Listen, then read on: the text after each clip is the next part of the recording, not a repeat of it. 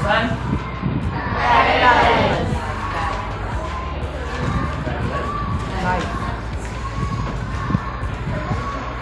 first, what is the meaning of parallel lines? What is the meaning of parallel lines? It is a co-planar and do not intersect each other. अशी दोन line जे कधीही एकामेकाला intersect होत नाही. म्हणजे इथूनही यारोनी straight जाणार आणि इथेही स्ट्रेट जाणार. त्याला मी नाव देते यल आणि M. L and yum is a parallel lines. What is the symbol of parallel lines? Line yal is parallel to line yam. Okay, जर याचा पॅरलल जर मी अजून एक लाईन काढली यल आणि त्याला मी देते यल. आता इथे मी असं म्हणू शकतो line M parallel to line L. तर याचाच अर्थ लाईन यल सुद्धा पॅरलल राहणार यलला. मग याचाच अर्थ काय होईल? Line L parallel to line. त्याच प्रकारे आपण एक क्वेश्चन बघितलेला होता. ठीक आहे, आता दोन जर पॅरलल लाईन्स आहेत आणि त्याच्यामधून एक लाईन जात आहे दोघांना इंटरसेक्ट करून, तर त्या लाईनला काय नाव दिलं होतं? Transversal line. त्या लाईनला काय नाव दिलं आपण? Transversal line.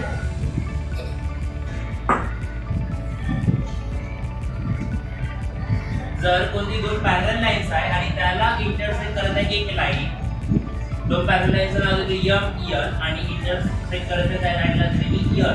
L is a transversal. L is a transversal line. कधी दोन जर पॅरलल लाईन्स आहेत आणि त्याच्या मधामध्ये जे अँगल बनणार तो ते अँगल कोणकोणते राहू शकते?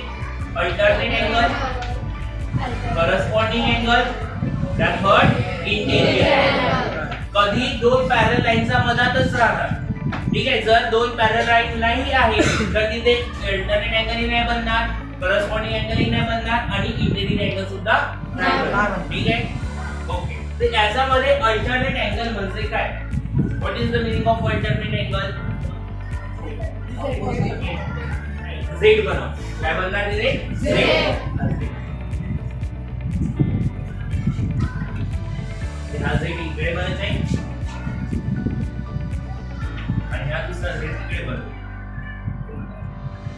ठीक आहे, दुसरी क्लियर. तर अल्टरनेट अँगलचे दोन टाइप आहेत. काय ते? अल्टरनेट अँगलचे दोन type. First type exterior alternate angle आणि second interior alternate angle. What is the meaning of exterior and what is the meaning of interior? Exterior म्हणजे त्याचा बाहेर आणि इंटेरियर म्हणजे त्याचा अंदर. हा जो झेड आहे म्हणजे अल्टरनेट अँगल आहे, तिथे alternate angle x y z w. त्याच्यामध्ये कोणकोणती पेयर तिथे अल्टरनेट अँगल होणार? x and w. अजून y and z. ही कोणती पेयर झाली इथे? Interior alternate angle. त्याच प्रकारे एक्सटेरियरची पेयर काय होणार? मी जर इथे सिंबल देत आहे a b c d. हा झेड इथे असं बनलेले आहे.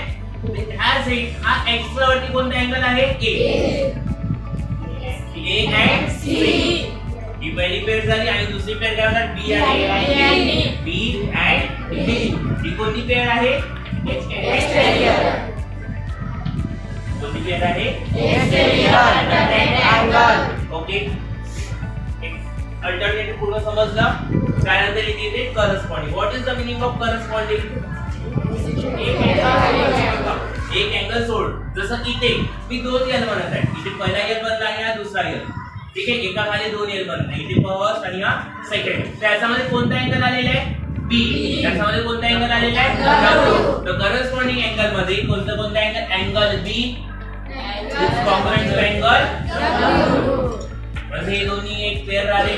अजून सेकंड पेयर कोणती बनणार त्या साइडला? दुसऱ्या साइडला angle A and angle Z. And third x and d. x and d. Angle x congruent to angle d. आणि फोर्थ कोणती बनणार इथे? Angle y congruent to angle c. Angle y is congruent to angle c. Okay, इथे corresponding angle समजलं. तर त्यानंतर third इथे last इथे येणार interior angle. What is the meaning of interior angle? याच्यामध्ये कोणता लेटर बनतात? यू. इकडे यू या फिर सी सुद्धा बनू शकतात. सॉरी यू या सी.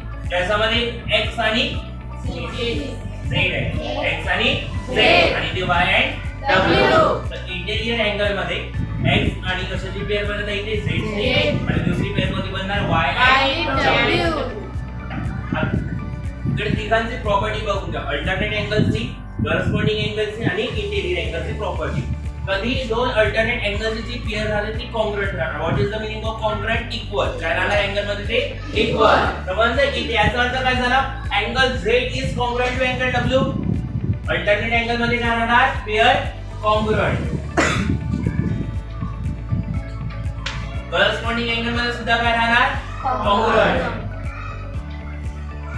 त्याच प्रकारे इंटेरियर अँगल मध्ये याच्या दोघां पेअरचे सम काय राहणार? 180. याचा अर्थ काय होणार? x + z = 180. प्रॉपर्टी समजली.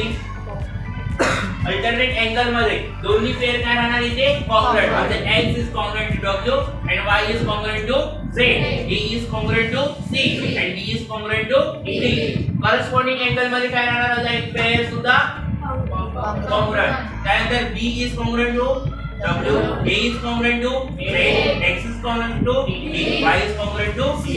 समजलं? त्यानंतर इंटेरियर अँगल. इंटेरियर अँगल मध्ये दोन्ही पेअरचे सम किती राहणार? 180. याच्यामध्ये कॉन्ग्रुएंट राहत नाही. इथून बघा तुम्हालाच नाही दिसत आहे. इथे कॉन्ग्रुएंट दिसतंय का? हा मोठा अँगल दिसत आहे, हा लहान अँगल दिसतोय. कॉन्ग्रुएंट दिसतंय का? नाही. याच्यामध्ये दोन्ही अँगल सम किती राहणार? इथे 180 डिग्री. ओके.